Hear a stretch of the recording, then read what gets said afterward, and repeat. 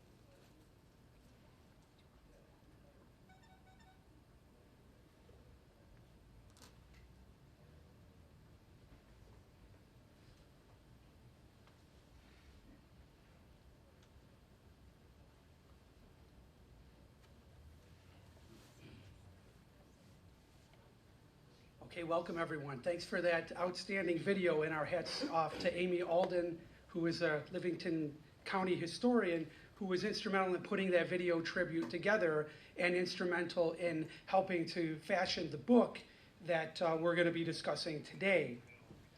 Amy, if you could identify yourself, we'd appreciate that.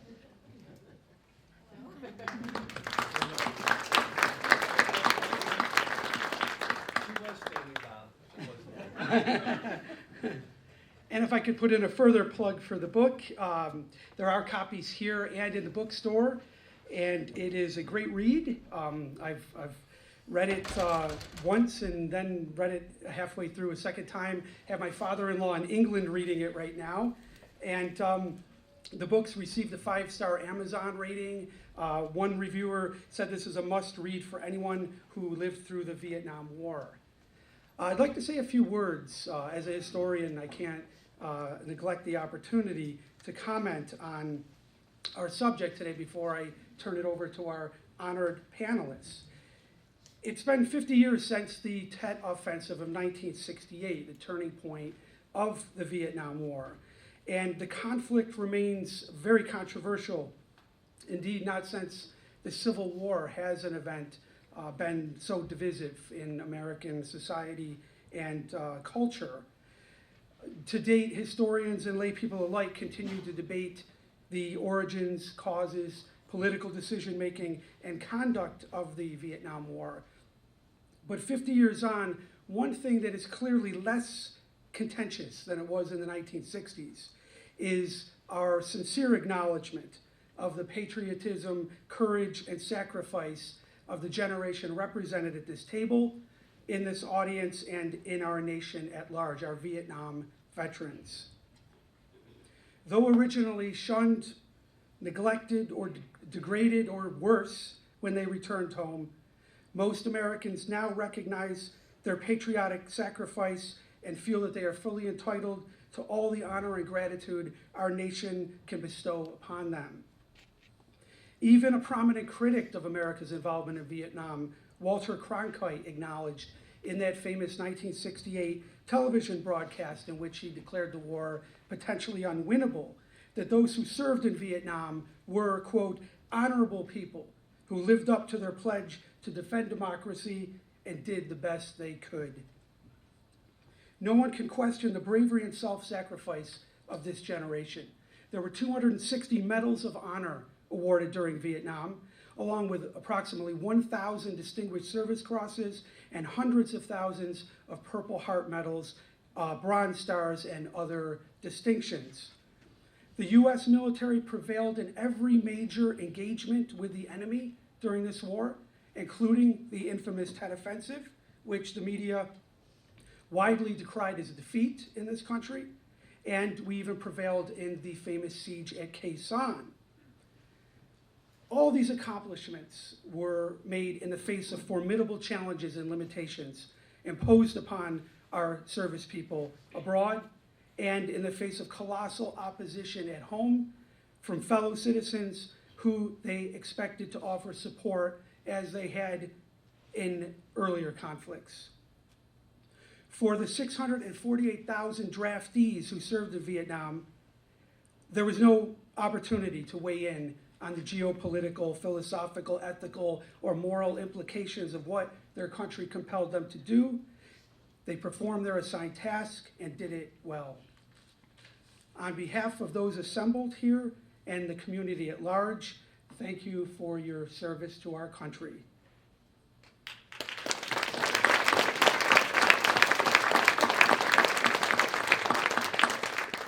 I also thank you for coming today to share your often painful experiences of this conflict with a newer generation after decades of understandable silence or suppression. Hopefully the release of the Ken Burns PBS documentary last year has reignited interest in the Vietnam conflict, and there will be a desire amongst this generation to hear more of your invaluable stories and insights. Perhaps now that 50 years has elapsed, it is possible for a critical, honest, and nonpartisan reevaluation of the origins and motivations of America's involvement in Vietnam. Let me make clear at the outset, as a historian, not all of the war's participants and subsequent historians consider that the U.S. motives in Vietnam were misguided, an act of folly, a ghastly mistake, or something criminal, to use the terminology that is often encountered today. Indeed, some scholars like Michael Lind have deemed Vietnam a necessary war. That was the title of his 2002 book on the subject. And no less than 3 American presidents during the 1960s, representing both parties, considered America's involvement to be in our vital national interests and at the height of the Cold War, necessary to counter the global expansion of communism.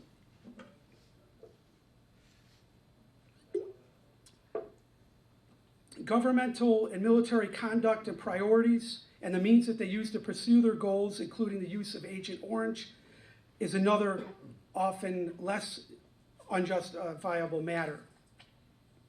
We're not going to resolve some of these bigger issues today. This is potentially the subject of a future panel. I hope that we are sort of riding that Ken Burns wave and are more conscious as a nation and institutionally of the need to continue this conversation and discussion. Our subject today, obviously, is this fantastic book, The Blue Devils in Vietnam, written by these gentlemen, edited by Amy, and the formative, life-altering experiences of some of the 100 Geneseo Central School District students that are contained therein. Indeed, I found one of the virtues of the book, the light that it casts upon the war's impact on our local area, our region, and the disproportionate sacrifice rendered by men and women of America's small towns and cities. Many of unprivileged backgrounds who found themselves swept in the tumultuous events of the Cold War with very little choice in the matter. If I could offer another example in this vein, the rural community of Andover, New York, with a fledgling population of 1,830, produced no less than 282 Vietnam-era veterans. Many families offered all of their military-aged males for national service. This was the case in the Brown family, who resided at Shovel Hollow Road in Andover, where my father and 3 of his brothers enlisted in the Marine Corps. 2 of them were sent to Vietnam and were forever changed by it. Let's please not forget as well the sacrifice that Geneseo made in losing 3 of its sons, Butch Roseberg, Robert Henderson, and Charles Wilkie. Now to introduce our honored guests, because that's who you came here to hear. I will ask each of them to speak in their turn, and then we will definitely leave some time for questions from the audience. Jim DeCamp, our first speaker, in the middle there, and in the middle here, in this period photograph. Graduated from Geneseo Central School in 1963, was sent to Vietnam in 1970. He served as a mortarman in the 2nd Battalion, 27th Infantry Regiment, the famous Wolfhounds. After Vietnam, Jim had his distinguished career as an English teacher in the Rush Henrietta School District for 35 years and was twice awarded the distinction of U of R Teacher of the Year. Thank you for your service, Jim.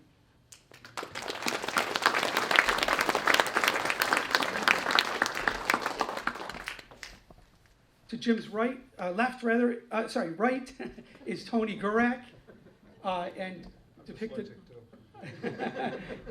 on the left in this period photograph. Tony graduated from Geneseo Central in 1965. He enlisted in the U.S. Air Force in September of that year, was sent to Southeast Asia in April of 1968, and served as a B-52 crew chief while there. He participated in Operation Arclight, and for 6 months participated in the near daily bombing of enemy targets in South Vietnam, along the DMZ and along the Ho Chi Minh Trail, disrupting NVA troop movements and supply lines. He returned to the United States in January of 1969 as a 20-year-old staff sergeant. Thank you, Tony, for your service.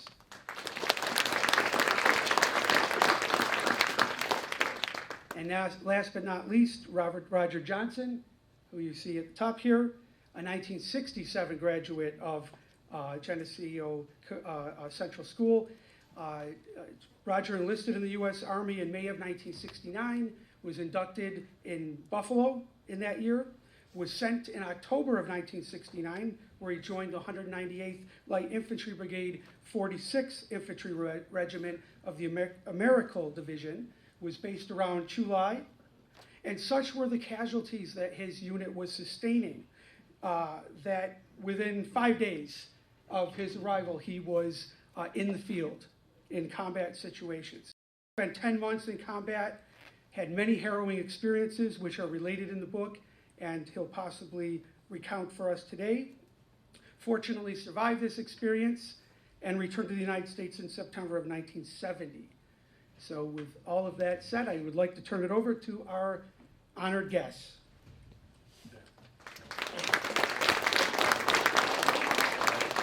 Thank you, Dr. Brown. This is a little bigger audience than we usually have, so we're very glad to see you here.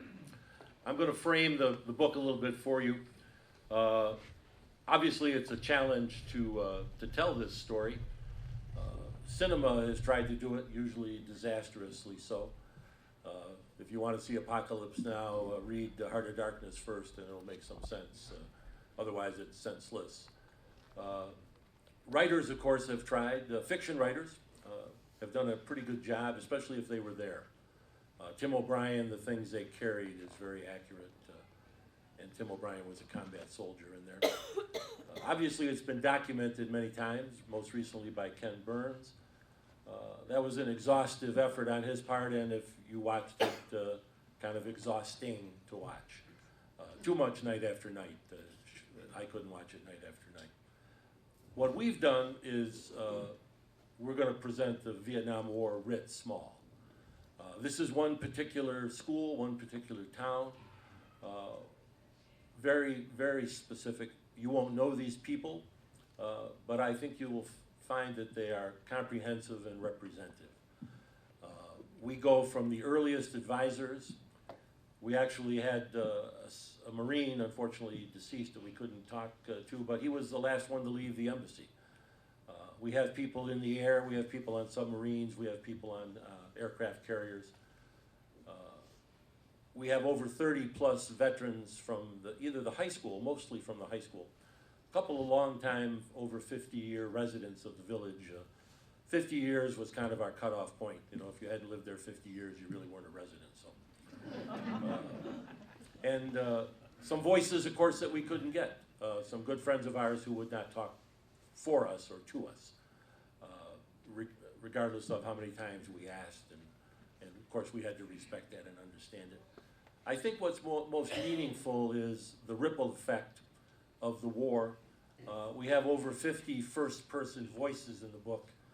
We have the daughters and the wife of Charles Wilkie, the career officer who died as a major. We didn't know Charles Wilkie because he had just literally moved into the village when he went off to Vietnam, but his family has stayed there ever since, and we know them very well. I was working as a postal carrier part-time during my Christmas break, and I was supposed to return the unopened Christmas presents to the Wilkie family. They had sent them to Vietnam, and he had died, and they sent the packages back. I, of course, was supposed to knock respectfully on the door, and I left them on the porch. Marge woke up the night, well, the literal time with the time difference, she woke up in a panic almost at the same time he was being killed in Vietnam. Very unusual for her, she didn't usually. Because Geneseo is a small town, you have to send a notification team when there's a death. And there's a career person, sergeant, that does a lot of it. Then you have to have a comparable rank. So they were waiting for the major to show up, and the sergeant was in a restaurant downtown on Main Street asking for directions to Oak Street. And Marge found out they were coming before they got there, because the word in a small town goes pretty fast. The two other memorial figures there are boys from Geneseo Central, classmates of Tony, ones that we knew very well. So when we got there, we got Bobby Henderson's girlfriend to talk to us. She had gone to the wake walked in, turned around, walked out, never dealt with it. She couldn't write about it, and we asked her to tape it for us, and she took a cassette. And she would leave it alone in the room for a while. She threw it a couple of times, but we end the book with her message transcribed, because we didn't have anything more to say after she spoke. Butch Rosborough, we have Butch's niece and nephew here with us. We were very appreciative of their generous help. Butch's sister wrote a little bit for us, and then her husband said, leave her alone, she's not writing anymore. And of course we had to do that.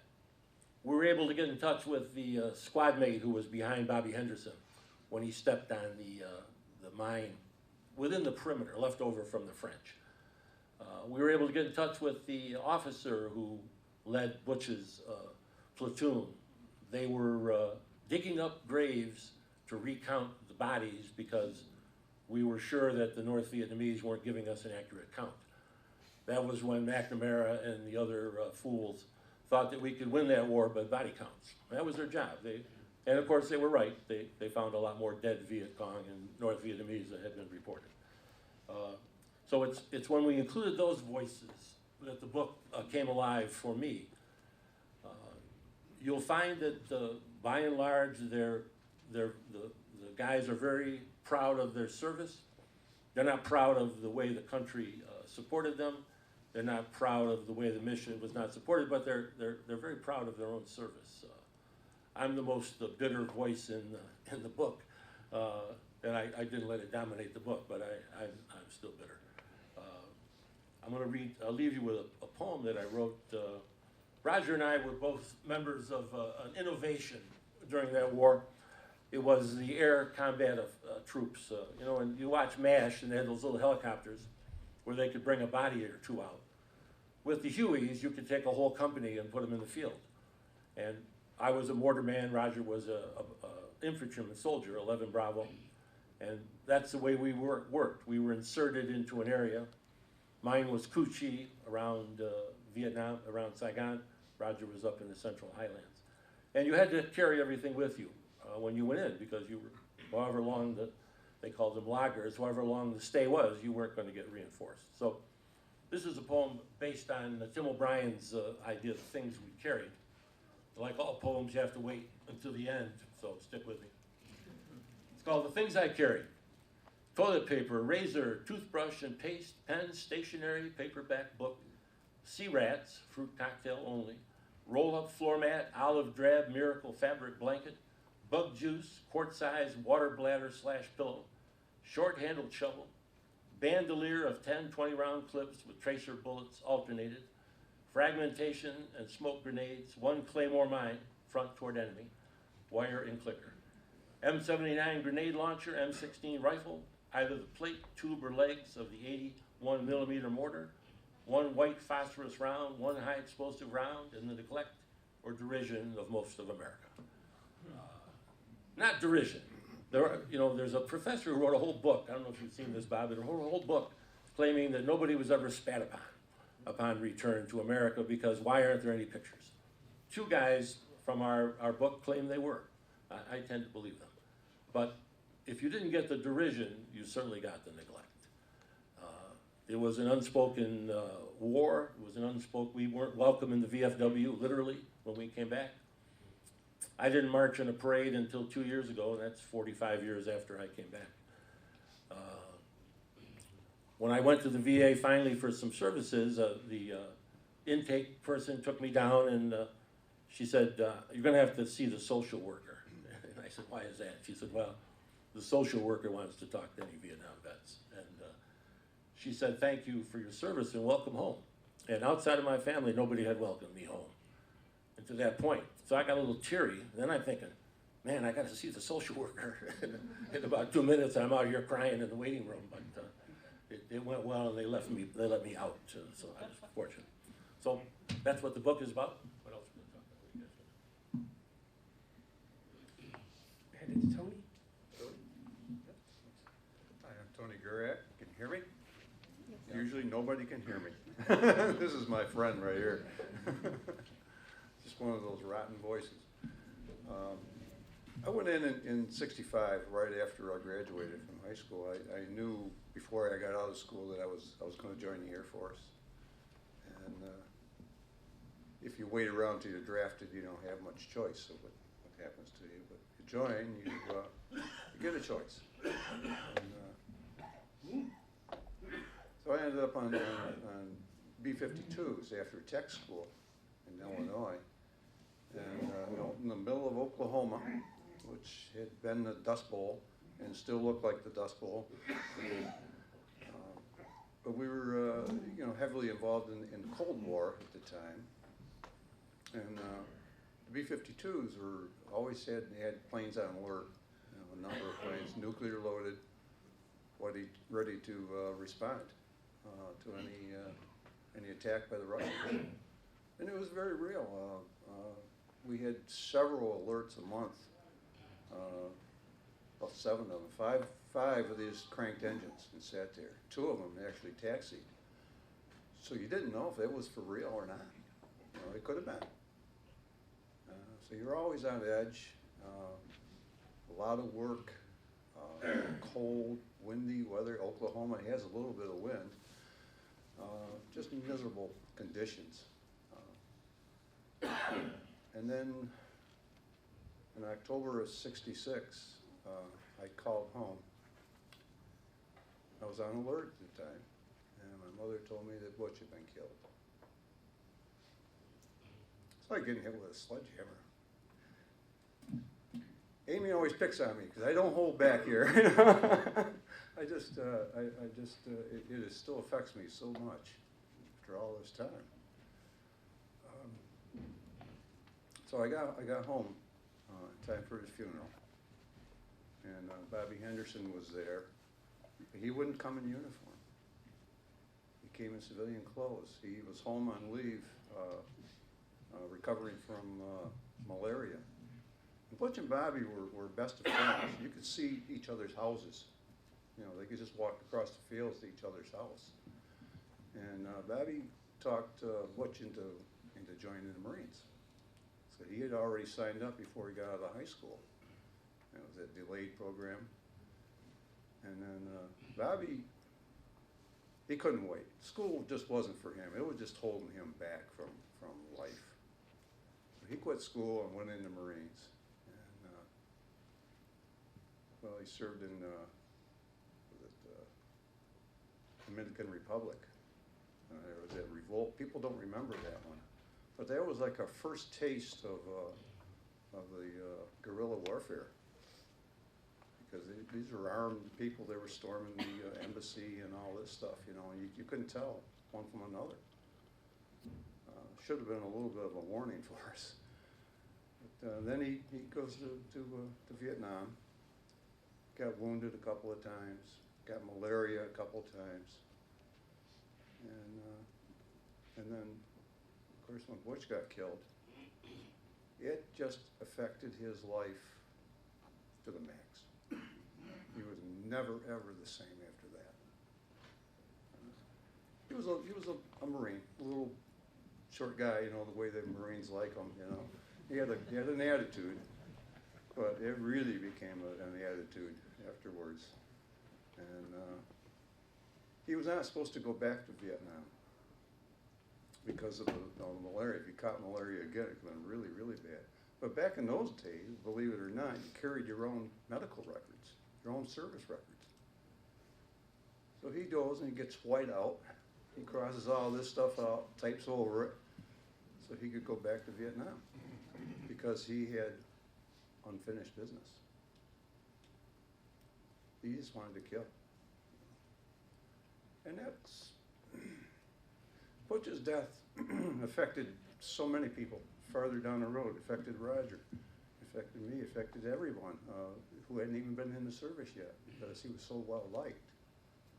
Everybody wanted a piece of the action. So for Bobby, he stepped on that landmine, and that was an awful end to him. So then this whole roller coaster of emotion and feelings starts all over again. Butch's his funeral, it was just unforgettable. You know, we were, 19, 20 years old at the time. You're not supposed to die, you're not supposed to get killed.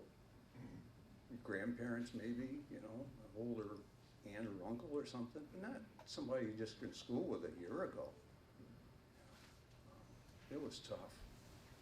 And the reaction of the community was a huge, huge funeral. But as soon as the first note of taps played, it was over. I mean, everybody just broke down. And it still affects me to this day every time I hear it. And we do a lot of funerals for VFW, and it gets me every time. Maybe, I don't know if you guys ever noticed, I'll be standing out, the head goes up further, it just gets me. But here I was in Oklahoma, a long way from Vietnam. I wanted revenge. Everybody wanted revenge.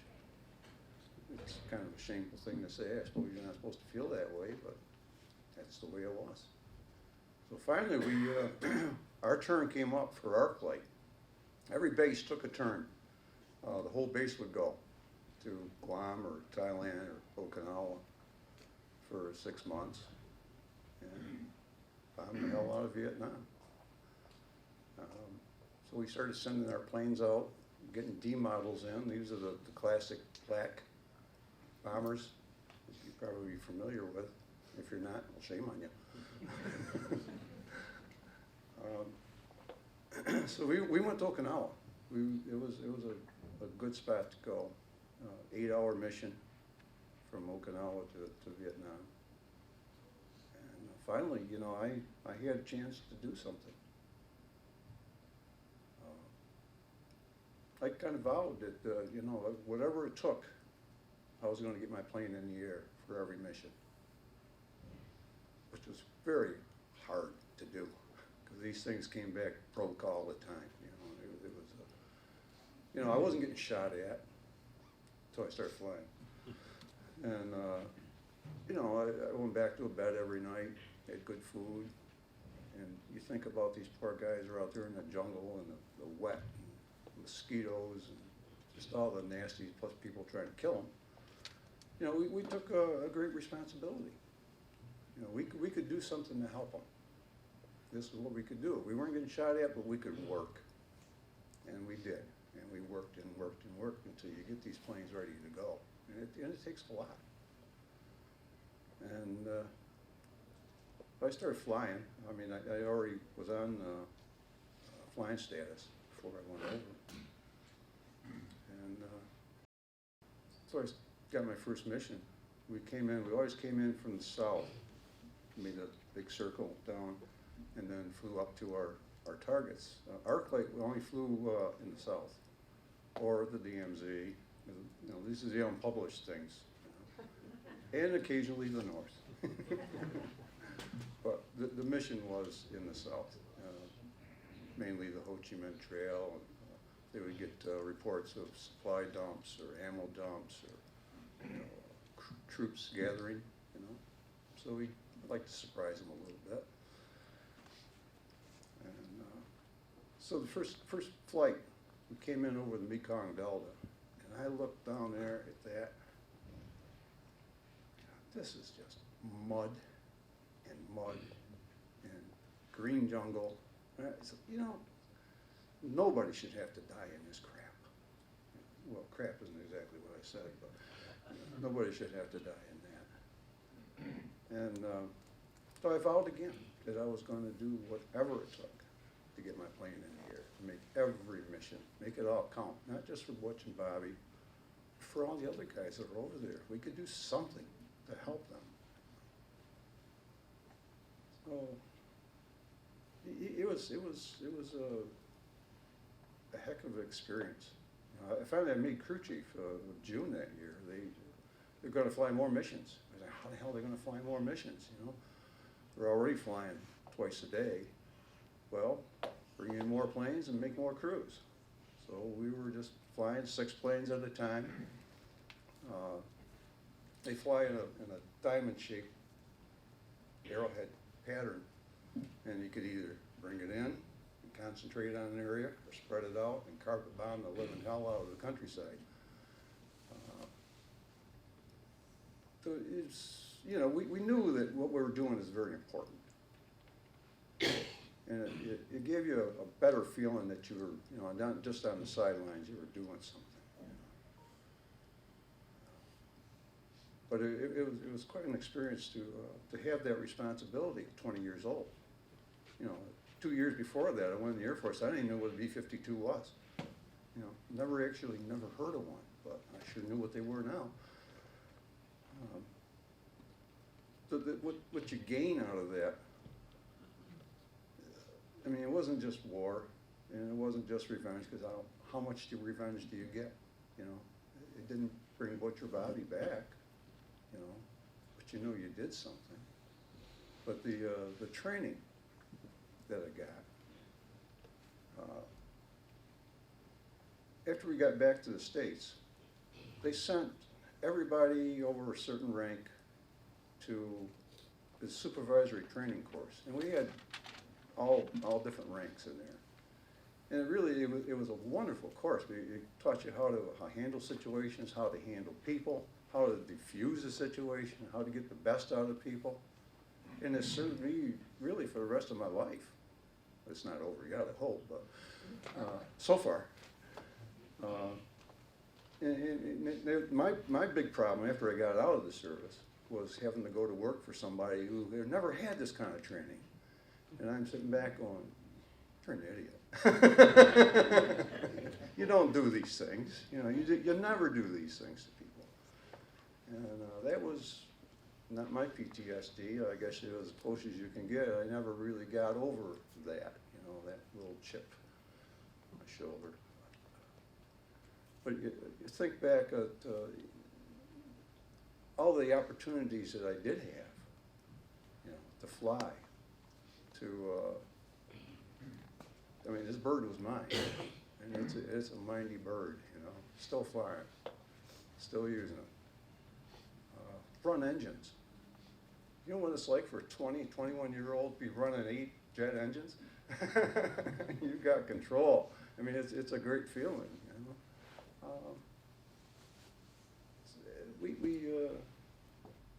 We talked to a class at Geneseo College, and we opened it up for questions. And one of the questions was, it sounds simple enough to start with.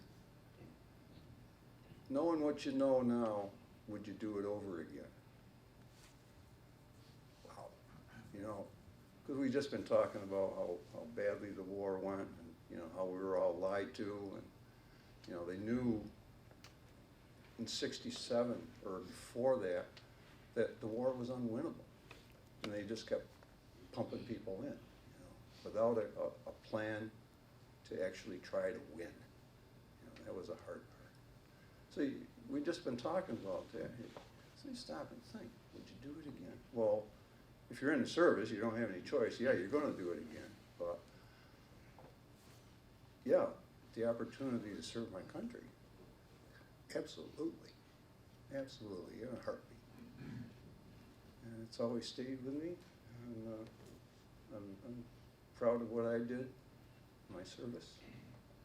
You can't do much more than that.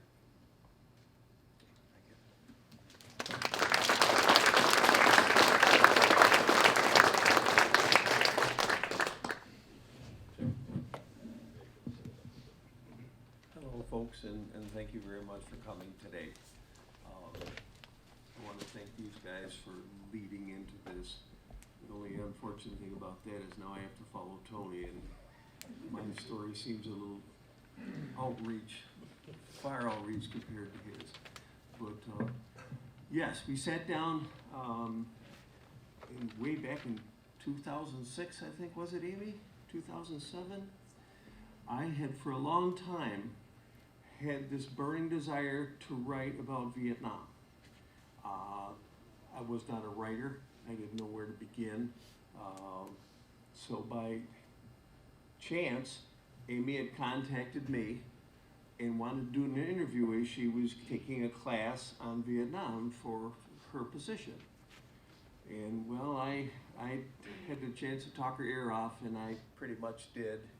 In fact, at the end of the day, if I talked to you all here, I'd probably talk your ears off too, but I found to be quite good at that. And but anyway, Amy was very intrigued. So she cleared her calendar and she set aside a year, and we were going to wrap that up in a year. The only difficulty is 2.5 years later, we came to a conclusion with it. We sent out surveys, we got all sorts of people's opinions and all, and they all shared in making us think and also cry, talking about the other guys and their families and all. So I think it's been a wonderful trip. I was saying earlier to someone here, I think we ate about 1,000 Tim Hortons muffins, and I don't know how many gallons of coffee. But there was a lot to be said. I was a country boy, living an average life, average person, lived out in the country and went to a country school. Vietnam was on the television at the time, and I understand that. It was so far away, I thought it's not going to impact us until Butch was killed. And then shortly thereafter, we heard about Charlie Wilkie. And then Bobby Henderson. Bobby and Butch I knew in school. And that was very disappointing, and it brought it home about what Vietnam has turned out to be. I had a chance to join the National Guard. A schoolmate of mine asked me to do it, and I says, I can't do that. I just can't. I don't feel right about that. And one little comment to Bob, I did not enlist. I was drafted, but I waited for that opportunity. I was going to serve one way or the other. But thank you for that insight. It made me look a little braver, but believe me, folks, I wasn't brave. Inducted on May 8th, sent up for the induction center in Buffalo, was immediately sworn in, and then sent to Fort Dix, New Jersey. 8 weeks of basic training, physical training and the like. Completed that, and I thought, well, we're halfway home. Until they told me that I was going to be sent to Fort Lewis, Washington. But they didn't say Washington. They said Fort Lewis. And I'm thinking, Washington? In the capital? I'm going to be going to Washington, D.C.? And they quickly told me, no, that's not quite where you're going. You're going to advanced infantry training in Fort Lewis, Washington. I found out later on, and I've shared with these guys, when I first went in, I had to sign some documents as to what I would like to get into. And it was a little bit of trickery because they asked if I liked to camp and hunt and fish. And I didn't want to tell any untrue stories. I did. And I got to go hunting, not necessarily fishing, but I certainly got a year-long adventure out in the weather.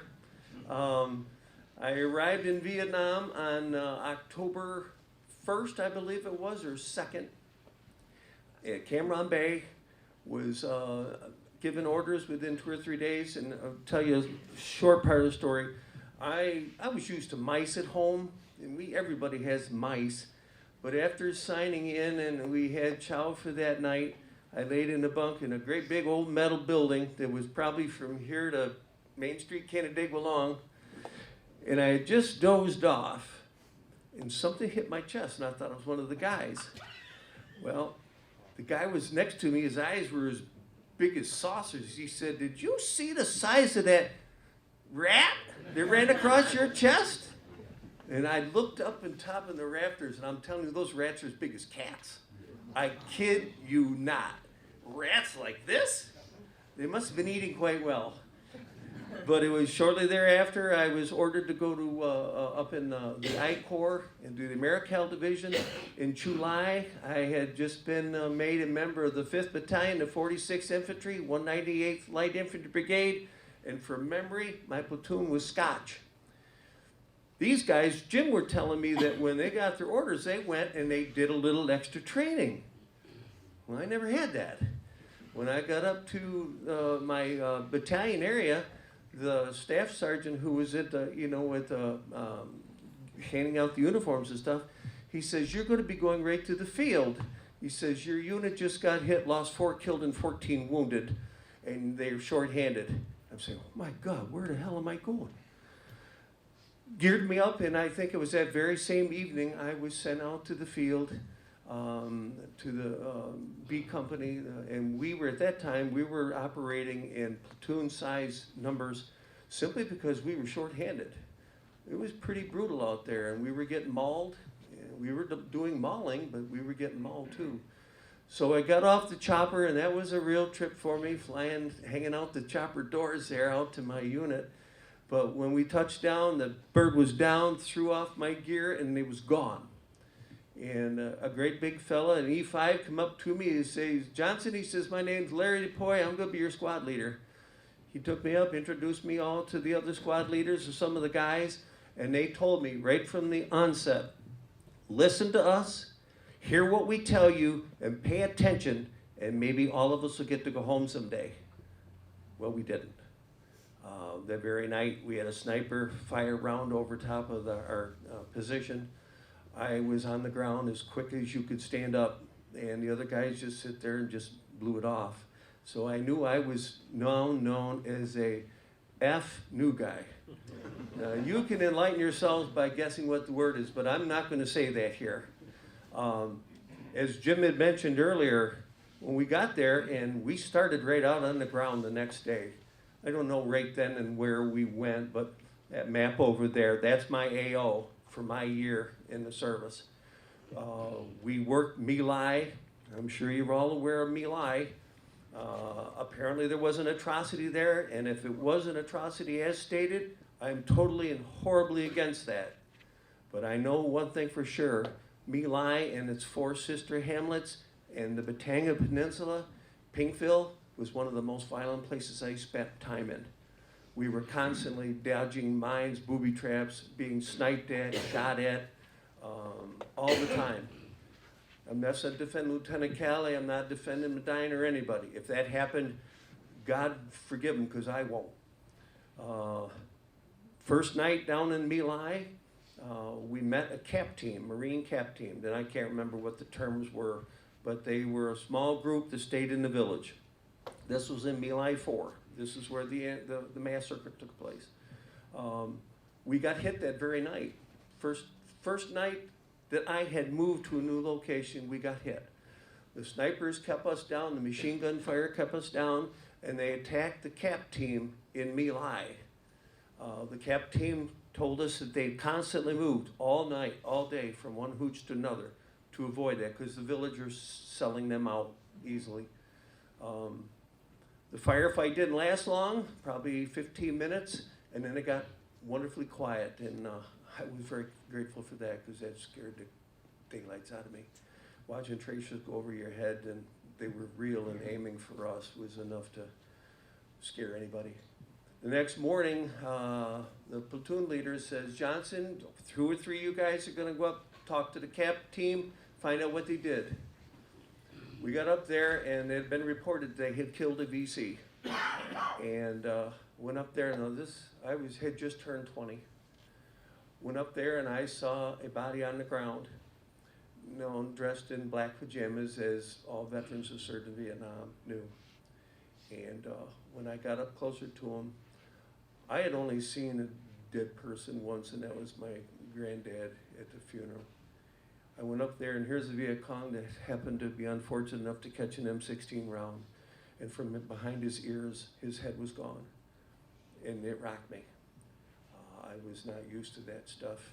We used to sell chickens and cut their heads off for broilers and stuff, but to see a human being like that, it hardened me in a hurry. During that time, sometime after that, I blew in a battalion commander because we had a man shot in the buttocks by a sniper. And the chopper that was called to come pick him up was sent back by this officer's command bird. When he got on site, he circled at about 2,000 feet, and the man died. I didn't tolerate that very well, and I was new in the military, but I wasn't afraid to stand up and say what I think is right and wrong. Sent the letter to Stanley Reeser. He was the head of the Arms Rooms Committee way back then, so long before many of you young people were born. And I never expected to hear anything. So time went on. We went ahead and were in constant trouble with mines and booby traps. As I told you, we lost so many guys blowing up to small booby traps. I had one of my platoon mates blow up right in front of me. The only advantage was it was a small man-made booby trap, and it certainly made a mess out of his legs, but he would not lose limbs. But I saw him blow up right in front of me. The traps got to be a bigger fear than the Viet Cong because they were everywhere. And so by this time, I think my platoon mates were getting comfortable with me, or as comfortable as they could be with me. And I was with them. They were great teachers, and I couldn't have been more fortunate. In January, we were sent down along the coast, flew out over the South China Sea, came in, touched down, and were dropped off on the beach. There was a process and a plan for us to go inland and check out an area that had been reported was heavily involved with the Viet Cong 48th NVA Battalion. We went in the next morning, and I've got to tell you a little bit about my officer. His name was Lieutenant Michael Faust, and he could be like any of you people right here. He was wonderful as a human being you'd ever want to meet. The night before the incident happened, he came around and talked to each one of us, every one of us in the platoon. Of course, lots of times there was only 18 people. But he asked what we did and how we were doing. We were handling the war okay, and a great guy. We took off to go in to visit this village in the morning, and I was second after the point man. We found American-made communications wire. Not supposed to be there by any means. We followed it up to a tunnel. And then I had been playing tunnel rat for probably 4 months. Don't ask me why, because if you ask me now, I can't explain it. It was youth, maybe, and ignorance of the dangers. But we went in, and the lieutenant was walking behind me. I says, LT, you want me to check this tunnel out? He says, yeah, you give me his 45 and his flashlight. He says, when you get done, come on up and catch up with us. I got down on the ground after taking my pack and stuff off, and I got down on the ground. I hadn't been down there 4 minutes, and all hell broke loose. My platoon walked right into an ambush. I come out of the hole in a hurry, tried to get the other 2 guys with me to stay motionless for a minute in case anybody was coming out. Things got quiet, at least compared to what it was initially. We took off, and I led point for these other 2 guys. We got up, and I yelled at the guys, don't shoot us, we're coming in. And our beloved lieutenant had been shot through the chest. Our machine gunner had been shot 3 different times as he continued to try to fire his machine gun into the attack zone, and won the Silver Star. And the Lieutenant Faust was killed. We went in to clean up. I helped pull bodies out of the ground, and I've never felt so much hate in my life for the Viet Cong that attacked us. We pulled him out, and we could have killed him again. And that sounds cold and cruel, but they had just took a wonderful, wonderful person from us, just doing his job. And I'll never forget that day. I thought maybe if I'd have been up there, maybe I would have seen something. Maybe I would have been killed. I don't know. But so we lost him. We never really healed from it over there as well as here. I still am haunted by that. And then in April, we were out in the jungle. And I'll tell you folks, and everyone here, if you think you know darkness, you don't know darkness. When there's no moon in the sky, no stars to be seen, it's darker than hell, maybe. We went ahead and we're setting up for the evening, and just then my current platoon sergeant says, Johnson, you're going to walk point tomorrow morning. It's okay, Sarge. We all took turns. It wasn't 10 minutes later, and the radio was crackling. They called a number. We never used names. You always use a number because they didn't want to get a name to identify you and report that you've been killed or captured or whatever. It was just policy. And I thought, man, that sounded like my number. And it crackled again, and I said, that is my number.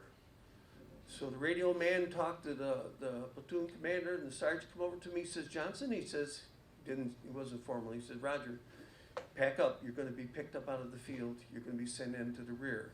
And I says, for what? And he said, I don't know, just get your gear. In a Loach, small helicopter come out, ferried me off back to the rear.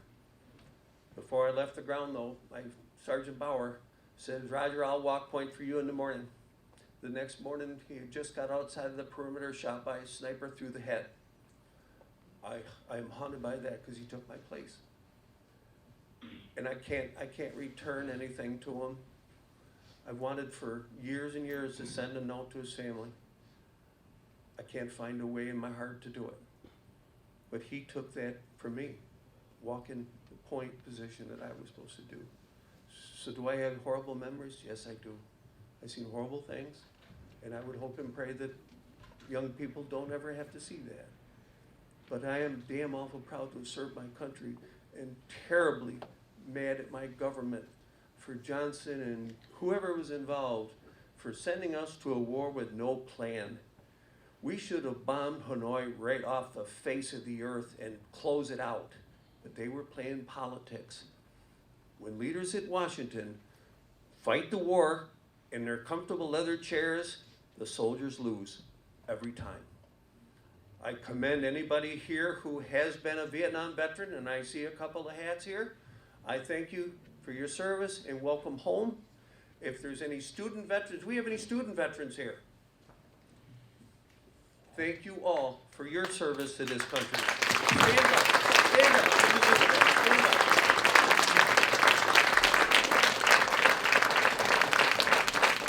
We will assure that you and your brothers and sisters that come will never be treated like we were when we got home, because I had one platoon mate spit in the face in California when he came home, and he went home with a Bronze Star, a couple of Purple Hearts, a CIB, and was proud of his country.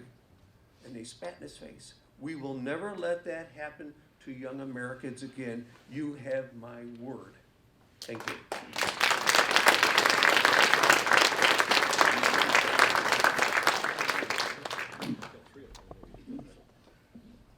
Thanks a lot for that, guys.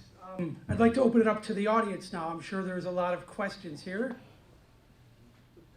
Could I, this is going to be a very boring topic, but R&R, what was R&R like in the, I'm a Korean veteran, okay? R&R, did you guys get to go away on R&R? And if so, what was it? I don't want details, I guess. What were you expecting us to say? Well, you know, it was interesting. The single guys often went to Bangkok. If they were a little smarter, they went to Australia, where they were really, really appreciated. Roger was getting married, and I was already married. So I went to Hawaii and spent a week with my wife. But I made the mistake. I had a friend who was in the office of the facility where you transferred out to go on R&R, and I wanted to visit him, so I stumbled into the first sergeant's office, and I said, Top, where's so-and-so? Which was a really big mistake. And that first sergeant made me get 3 haircuts and 2 mustache trims before I could get on the plane. At one point, I was bending over, and he was measuring the hair on the top of my head. And if it was over 1.5 inches, I had to go back to the barber. And I was 25 years old. I was a grown man. And I had to put up with this crap to get on the plane to go see my wife.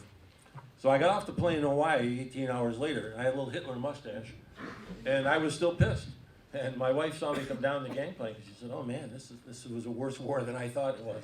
It was just the sergeant that jerked me around before he let me get on the plane. Roger had a little happier experience. Amongst the sad ones, and I did want to run this by, I got wrapped up in Vietnam. Then I'll get back to Hawaii, and I won't get into details because I can't remember. But anyway, in Vietnam, while we served there, for my whole tour around our fire bases, our LZs, out along river edges, along the edges of jungles, we kept noticing more and more of everything was dead, barren. There was stumps of trees, and it was dead. We drank out of these streams because we often couldn't get supplies for water and stuff. We set up in the dust around the perimeters to setting our claymores and our trips up, breathing out all dust every time a chopper came in. When we got home, my wife and I had trouble conceiving. Went to all the doctors and nothing, they didn't have a clue. I had been sick when I got home with no reasons. Went to the doctor and they couldn't identify it, so we don't know what it is. So anyway, as time went on, we went and finally we were blessed with a little boy named Wesley. He was born 2 months early, weighed 5 pounds, was 21 and a quarter or half inches long, and he had horrible multiple birth defects. No thumbs, no radius bone in his left arm, an imperforated anus, congenital hip problem, and the most critical, obviously, is he only had one kidney, and that functioned at less than 10%. So over 11 years, we were blessed with having good medical care. My wife and I, she's a saint. She took him to most all the appointments because I had to work to keep our insurance plugging along. And after 11 and a half years, we were getting ready to have him get a kidney transplant, and Linda was going to donate, so we went to Sick Children's Hospital in Toronto. They did what they call a bladder augmentation, getting ready for a transplant. He came through it well, but before he came home, he had a stroke. After the stroke, and they got him in a position where we could get him home, he came home, he was doing wonderfully. He had 2 more strokes, and we lost him when he was 11 and a half years old. And I lost the love of my life as my wife did, because he was our only child. And if I mentioned before, I'll never forgive my government, I will never forgive them for poisoning we veterans who served unselfishly and came home, lost our children or had our children born with multiple birth defects. Now we are dying, we veterans are dying at a higher level than the Korean veterans. We're dying at a great number beyond that because of cancers that were all attributed to a exposure to that in Russia in the 40s. They knew what dioxin was, and our beloved chemical companies were still using it. And there's a book written out, Waiting for an Army to Die, and a good share of us will die of that. If it happens to me, that's fine, but they took my son, and I will never forgive them as long as I live. I don't use any chemicals. I don't want other people to use chemicals. If I came to your yard and you were using something, I'd suggest to you to stay the hell away from it, because these things are haunting, and they'll take you when you're least prepared for it. Getting back, I did in fact leave Vietnam. I went ahead and went to Hawaii, where I met my bride-to-be. We were married at Fort DeRussy there in Hawaii. Terrible place to have a honeymoon. Warm, blue skies, blue water, and nobody was shooting at me, and that was good. One evening we sat out back of our hotel, and there was a man-made canal. And we sat there, and Linda and I just talking about all the things that our life was to lead us to. Some jerk set off firecrackers, and if Linda hadn't had a hold of me, I'd have been in the canal. I was halfway to the water when she grabbed me. The hardest part was yet to come, though, leaving Hawaii and going back to the field in Vietnam. And that scared me to death. But I got to see Hawaii, more so than Tony, because he stopped in Hawaii going over and coming back, and he saw one palm tree out the same window. Not nearly as exciting as mine. And don't get any ideas that anything extraordinary happened. It didn't. But we just are wonderfully together for now 47 years. And she's hung out with a PTSD, maybe ridden veteran, because I have ghosts. And but we both suffer the loss of a child, and that will never leave us. So, but thank you.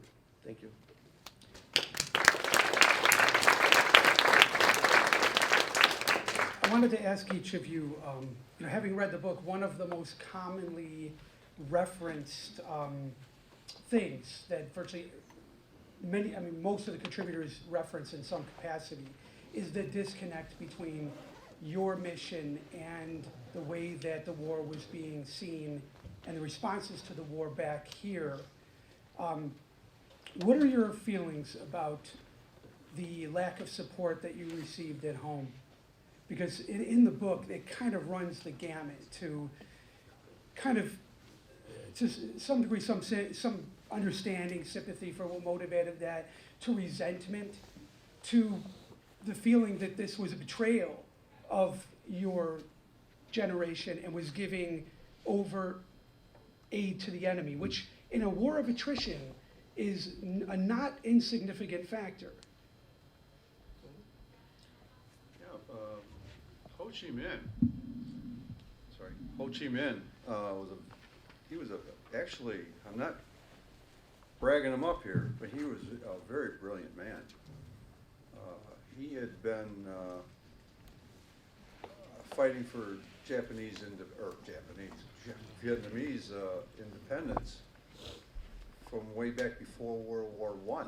He was at Versailles at the peace treaty at Versailles. He was there, and he made an impassioned plea to President Wilson, for their independence, and he was just totally ignored. So somewhere between World War I and World War II, he went to China and studied communism under Mao. And that's when he became a communist. Not because he wanted to be a communist, but they were the only people that would listen to him. World War II, the Japanese had taken over Vietnam. And we actually enlisted the Vietnamese to fight the Japanese. And they did. And they found out that the Japanese were just, or the Vietnamese were just uncontrollable. We should have learned something there. I haven't seen anything to substantiate it, but he was, Ho Chi Minh was given a medal by the United States for his efforts in World War II. And of course he became our enemy. Well, it wouldn't matter who the enemy was. They still strove for independence, what they always wanted. When we started the book, we're dividing things up, what to do and all that. Raj says, why don't you do a history on Vietnam? Okay, I mean, how long can this take? Wow. So I started researching, more researching, more researching. So we come back to another meeting in a couple of weeks, and Roger says, you done with that history yet? God, no. This is going to take a long time. It was actually mind-boggling. Anybody who went into Vietnam trying to take it over, the French kept it for, well, from the 1700s to 1954, when they were finally driven out, crushed and driven out. They were the longest. China had controlled them for 1,000 years, and they were defeated. The Japanese tried, they were defeated. The French were finally defeated. And then we came in, and we were going to change everything. No. We learned nothing from history. And that's a point that I make in the book.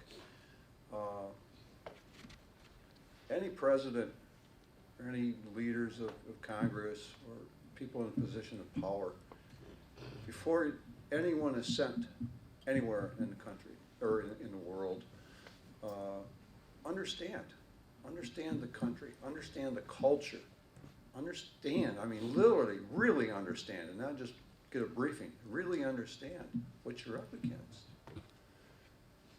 We went into Iraq. Blind, same thing. And it's a bottomless pit. But, yeah, we got lied to. At the time when even when I got out in '69, I still believed that we could win the war. I firmly believed it. And then, eventually, when McNamara's book came out, apologizing to the world for his part. That's when we found out how bad we were betrayed. And then doing this research for the history, back in, it was either late 66 or early 67, there was a memo that was uncovered it was written by McNamara's staff. Way back then, they knew it was unwinnable. They knew it was unwinnable. And they listed all the priorities for our reasons for being there. Number one was to save face. Number two is because we said we would do it. And way on down the list, there was like 10 or 12 things. And the very end was to free the South Vietnamese people and bring democracy to them. That was the last thing in our minds, last goal. Well, it is very disheartening to know that. What is your understanding of the real reason we were there? I heard it was oil. You wanted oil. I don't think so. I don't think they ever entered into I it. think more the misguided domino theory, you know, Yeah. the answer, Bob, depends on when you were there and how or why you were there. I was there from July 70 to 71, and I agreed with the war protesters. I thought we were on the wrong side of the Civil War. I knew we were on the side that wasn't committed. I served with the Arvins, but the Arvins didn't serve. The South Vietnamese army didn't go out. I saw the North Vietnamese army. We came across the trenches where they had a log in the trench with manacles attached to the log. And when their troops went into the log, they were chained to the log, and they weren't getting out of the log until the officer came by. And so I knew we were on the wrong side of a cause. We were on the side that wasn't going to fight very hard. And I was training at a mortar range in California when Kent State happened. And I was training with some National Guard guys from Oklahoma who cheered when they heard that the kids had been killed at Kent State. And I said, what are you guys, lunatics? What are you, crazy? They said, we hate college kids. I said, well, okay, I can understand that. I'm from Geneseo, I can understand the feeling. But I said, that doesn't mean you want them dead. I said, well, how come you guys aren't going to Vietnam, by the way? I said, you're tough guys, how come you aren't going? And they said, well, don't you know what NG stands for? And I said, National Guard? They said, no, not going. So I got over there and I had to wait for my unit to come out of Cambodia. Now, to get into Cambodia, you got to cross the Mekong River. And they had crossed that river many, many times before. The wolfhounds had been in and out of Cambodia. So the real difference was the effect it had on the people back home. This handsome gentleman in the front row is my older brother, and our dear mother was convinced I was going to die in Vietnam because her brother had died in World War II. Our uncle, who Bill know, I didn't. He died right at the end of World War II when she was pregnant with me, and she saw this horrible karmic connection that I was going to die. And I felt like I was a few times, but nowhere near as many times as she did. So we were divorced, you know, from back home. I think many troops found it disheartening that they were being demonstrated against. We hadn't learned to separate the war from the warrior at that stage in America, which is very sad. I was at a panel once, and they asked me about the troops in Afghanistan and Iraq and if I supported them. I said, I love them. I said, I don't support what they're doing because I think it's a misguided effort and a wrong-headed effort, and it's a war being fought by 1% of the population while 99% of the population goes shopping. But I said, I love them, and I hope we make them home safe. But it did bother the vets. The normal service guys were bothered. Certainly. When I was, like I say, when I was married in Hawaii, the hardest thing was to leave there and go back to a war zone. When I got back to the field, we were already getting some new draftees and enlistees there as replacements. And the thing that I found most disturbing was when they were coming back, they were so enthused with the peace talks in Paris. They says, we really don't have to worry too much about this because it's going to be over. And along with that, this is factual, we actually got an order from Bretagne, which come down from Brigade, from now on, now during the peace talks, we do not want you to fire your weapon at an enemy soldier unless he fires at you first. And we laughed, literally, screw you, we're gonna protect ourselves and our brothers. But that was the mentality. Seeing the papers and the Stars and Stripes and this and that and the other was very disturbing, because when we got back, we didn't talk. Why? Because we didn't want to get punched in the nose or locked up for slapping somebody. And none of us were violent. We'd seen all the violence we wanted to deal with. But America had turned on us like we were an unwed child.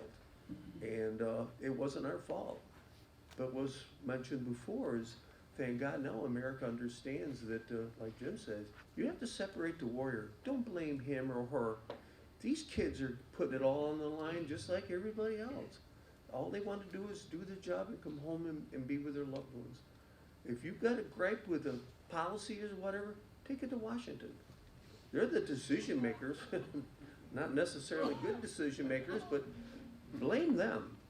And I will never go ahead and blame anybody for wanting to serve their country or coming home safe. I mean, that's a gift that so many of the guys I served with didn't get. Butch and Bobby didn't get. Charlie didn't get. We were fortunate. Tony wasn't shot down, and Jim and I weren't killed on the ground. But we sure knew a lot of people that were. And those are the ones that were our hearts die for, now and always. Got a question over here. Welcome home, brothers. Would you guys go back to Vietnam to see what it's like, and have you ever been back in? Strange you should ask. Yeah, I did go back 3 years ago with my wife, very happily, very gratefully. They're a lovely people, they're an entrepreneur people, they're hardworking people, very gracious to Americans. It's a beautiful country, it's a real cheap trip. If you want to take it, I recommend it. It was real nice not to be shot at and not to be shooting anybody. Nothing is there, there's no Vietnam vet who'll go back and see anything that's there. There's one hangar at Da Nang, the rest of it is condos for Europeans. But I think it was a better trip for my wife than for me, because she wanted to feel what it was like. And I guess you could go to Thailand or Malaysia, you could go anywhere in that climate and feel what it's like. Panama City, if you want heat and Yeah, humidity. but you get off that plane at midnight and you're still sweating, you feel what it's like. So I went back to Cu Chi, and they've turned the tunnels into a little Disneyland. And there was only one other vet there with me, and we were okay. But suddenly we heard an AK open up, and then we heard an M16 open up, and they had a little firing range, and for $1 a bullet, you could shoot any gun that we'd left over there. But we didn't know that at the time. So to hear that distinctive AK sound, and then to hear that distinctive M16 sound, we were both rattled, and like Roger, we were looking for cover. But yeah, it was very therapeutic, and I'm glad I went back. Question in the back there? Well, it's not really a question, it's more of a comment. I was 10 years old in 1968, and this is going to sound really strange and kind of morbid, but a good friend of mine, we had a 1-hour ride on a school bus to get, I lived in northern New York. It took us an hour to get to school. And one of our little things that we did, because we had older siblings who were either involved with the war. I had a sister that graduated high school in '66, one in '68, and these boyfriends of theirs were like big brothers to me, and they helped on the farm, on the dairy farm, so forth and so on. But our little habit was, one of us would watch Walter Cronkite, and one of us would watch the Huntley Brinkley news hour, because those were the biggies in those days. And we would keep track of the body count. And we, as 10-year-olds, could not figure out why we weren't winning the war, because it was always North Korea or North NC, huge numbers, and U.S. casualties were minimal. And of course, later on, we found out that that was all fake news. I mean, we hear a lot about fake news. It's not the media that is fake. It's the people that are giving the information to the media that's fake. Well, the theory that you could win a war but with a body count We still believe that. You still get reports out of Afghanistan, the number of Taliban that they've killed.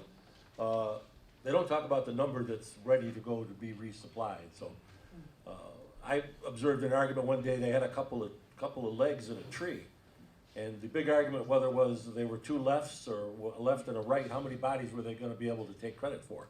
And I'm sitting around listening to the officers argue about this. So you can't body count your way out of a war. Right. Well, I'll finish up, but when Saigon fell in 1960 or 75, I was sitting in an 11th grade history class, and my teacher was a guy that managed to avoid the draft by just basically continuing into various different college programs and ended up teaching history. And he and I got literally into a fist fight because I was still of the mindset that we needed to be supporting what we had started there. And I got thrown out of class and went down to the principal's office, and the principal said to me, he said, "You are right, but you're gonna go to detention."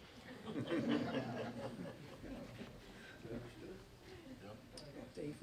After the Tet Offensive, what was the outlook of the war amongst the soldiers and maybe some of the people at home for the war?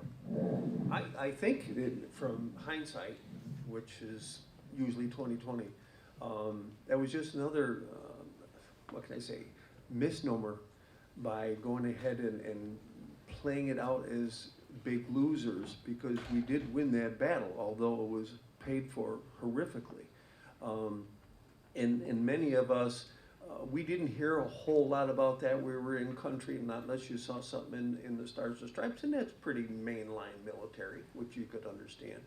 But at the same time, we weren't really paying a whole lot of attention to those other battles, because to that point, the U.S. had not been beaten at those significant battles, but we got mauled a lot on the smaller ones, and those for the most part didn't take a part of the news.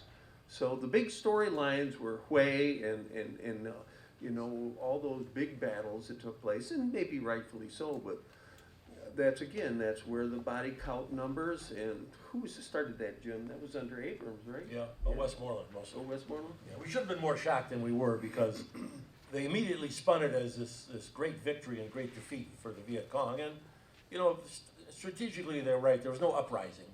The NVA had infiltrated all those cities, but they tore the hell out of Hue.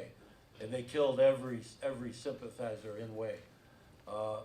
And we were slow to realize that the war was that precarious, that they had that much capability, and that they were so committed. But I think generally everybody bought the spin that it had been a crushing defeat for the enemy, and it was just a matter of time before they gave in. The matter of time, of course, was 7 more years.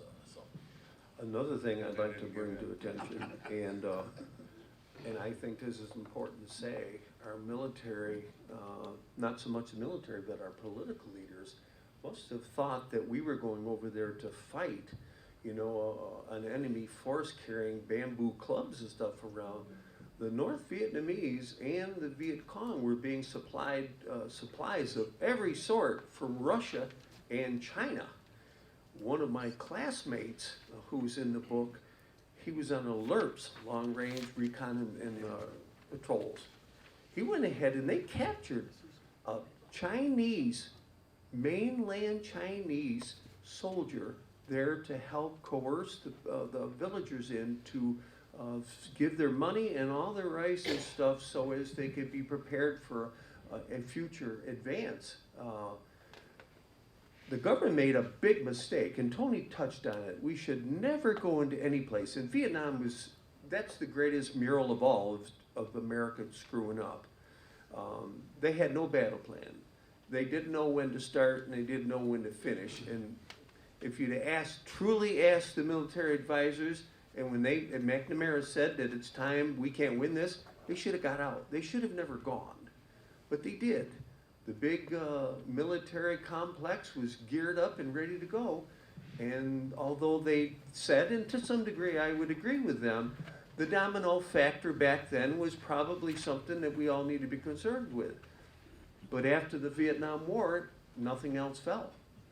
The only thing that was lost was half of the population in Vietnam and a whole lot of Americans, because they still remain communist, and you know, like Cambodia or Laos, or they're still doing a horrific thing too, whatever that may be. So lots of mistakes on the backs of one or two women who lost their lives there too.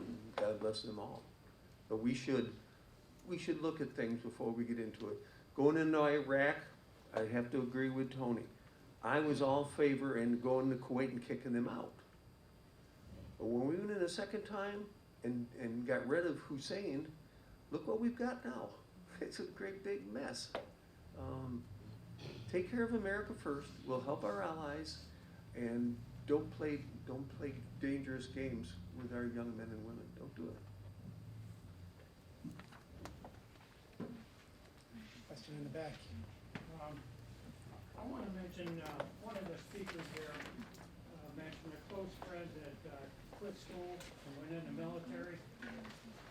I think that's the biggest problem the military has today. They don't accept kids that don't have a high school education.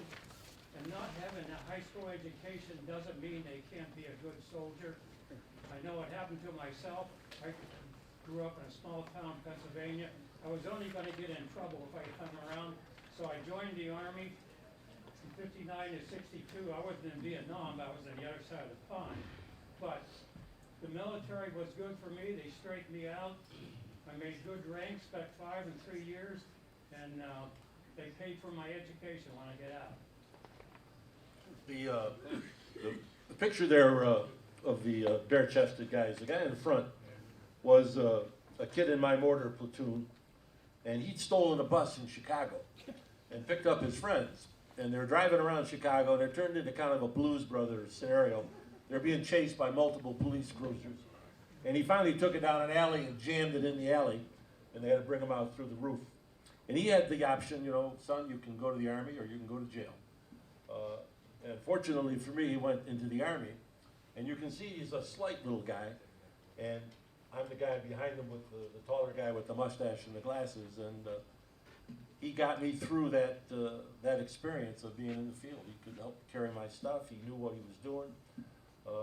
I don't know if he went back home and stole any more buses in Chicago, but hopefully it turned his life around a little bit, but he was a hell of a soldier. Okay, we're running really low on time here because there are classes that are going to begin or have already begun. So just maybe one or two really quick final questions. Logan? This is a question for Tony. What were some of the challenges operating on the B-52s? Oh, wow.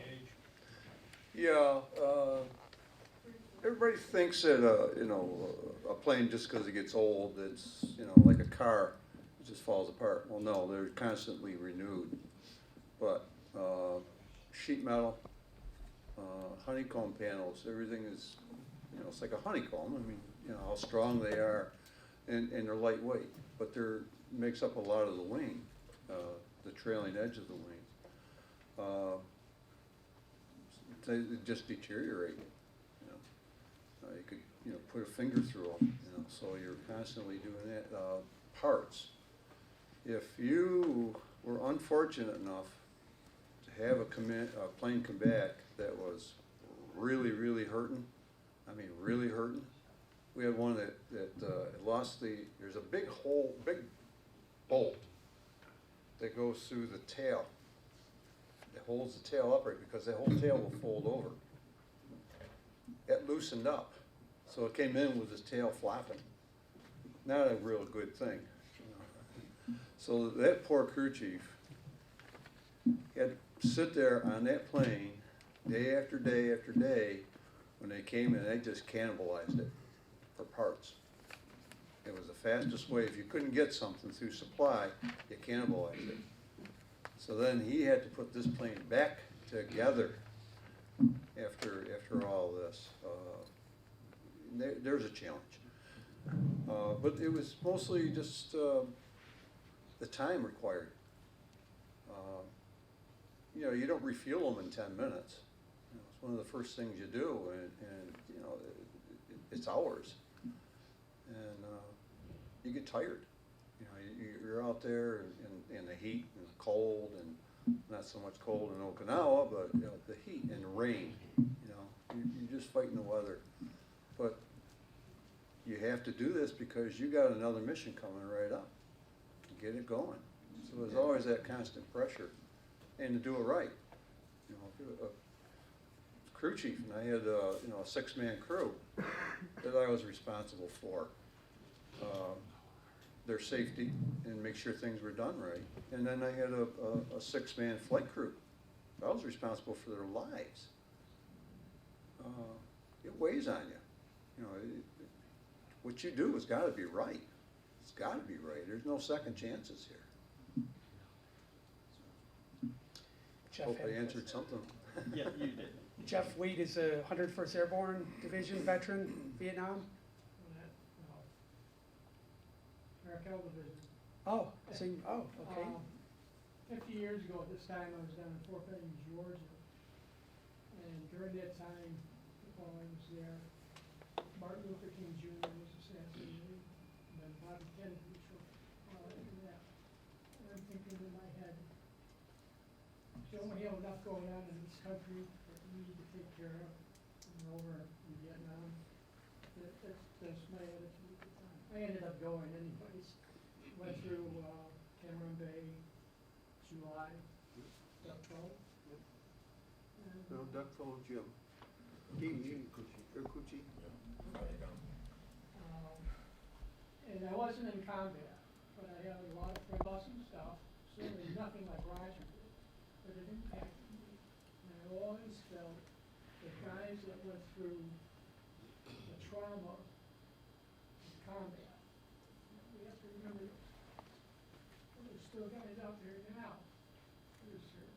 They're going through the same thing. And let's not forget that. I was basically on the other side of the fence. I saw some things from that side of the fence, but I wasn't really in the middle of it. I had some friends that were killed.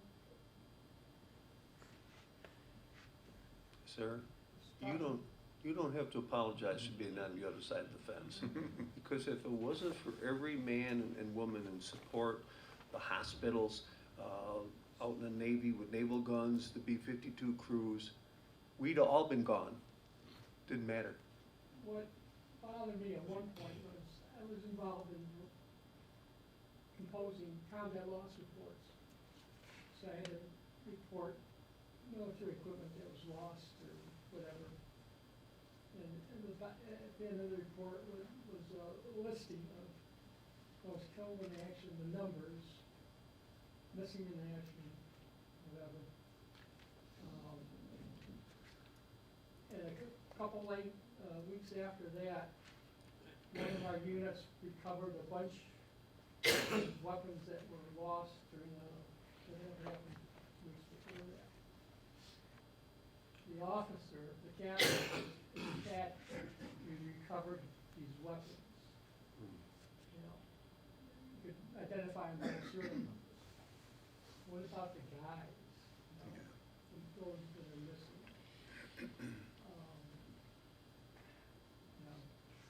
I just made recently on Facebook a comment that from the bottom of my heart, I would not go back to Vietnam come hell or high water unless I had an opportunity to go back and look for MIAs.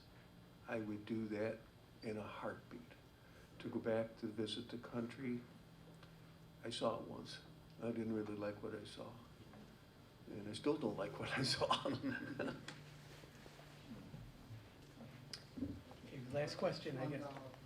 Thank you guys for your service, and I do share your views on coming home now is you doing your jobs, and the follow of the thing was key from up there. I want to draw your attention, Bob, for having these presentations like this. Thanks for that.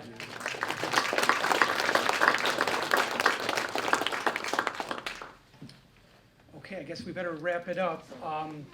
thanks We're for. just getting started, Bob. I know I should have scheduled this for 3 hours. I will next time, and I hope there is a next time. We look forward to it. Yes, I hope this is just the beginning of a heightened awareness of the Vietnam War, and that we have more opportunities to get together like this and talk about that conflict and to have our veterans share their experiences. Once again, can we please thank you? Thank you for coming. And there are copies of the book up front here.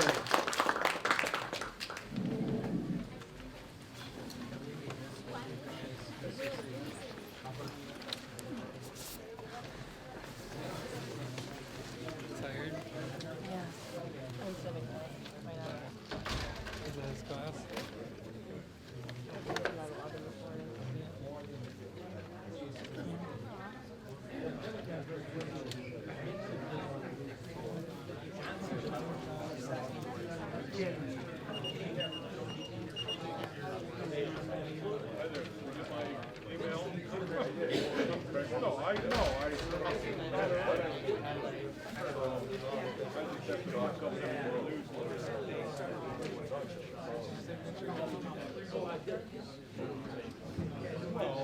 Oh, it is, okay, well, that's even better,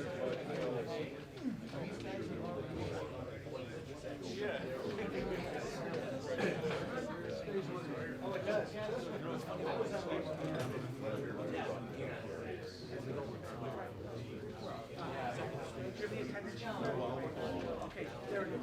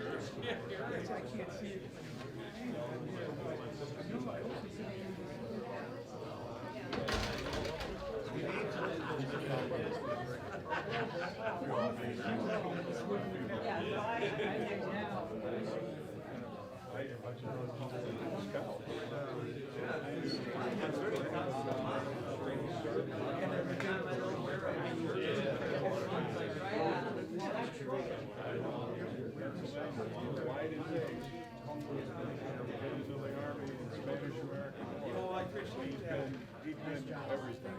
He's been a fire he was at camp with me and he handled the provisional. One right next to him on the list. He's right back. My grandfather told me I don't know whether it's county, but it's not in Ontario County, it's over in Brandon. But he lived, he crashed over there with Dennis. If I'm gonna go over and find his grave,